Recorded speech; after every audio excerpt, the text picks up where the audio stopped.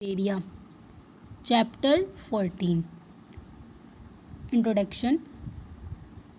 S.T. Coleridge was poet of Romantic era, and his time duration was 1772 to 1834. He contributes in number of amounts in English literature. His some famous and noticeable works are The Rime of the Ancient Mariner, First at Midnight, Christabel, Kubla Khan. These all poems give him a position in history of literature. And now we are going to discuss about the most prominent and legendary work of literature named as Biography Literaria. It was published during 1850 to 1817. It is a critical work of S.T. Coleridge. This whole work is separated in 24 chapters and it is known as Standard of S.T. Coleridge's critical work. This critical work contains autobiographical element of Coleridge, but then even it is not direct, simple or linear autobiography. It is a thoughtful type of biography. Originally, this work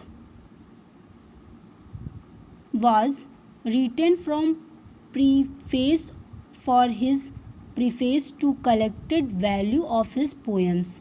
This work was written by Coleridge for explanation his own native style of poetry and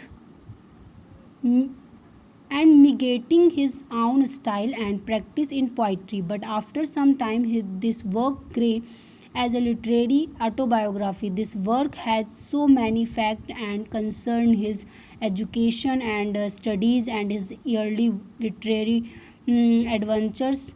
He writes about his personal view and extend criticism on Wordsworth's theory of poetry as given in preface of Lyrical Ballads. And by this work of criticism, he supported his own theory of poetry as he wrote in Lyrical Ballad. This work is very long and it is structured very loosely. So, it is a very difficult to discuss whole work. So, here we are trying to discuss about only chapter 14. It was personally published in 1817. In his practical approaches to criticism, we can get sign of Coleridge as a poet, and while discuss theory, we can see philosophical side and vision of Coleridge. So, as per it is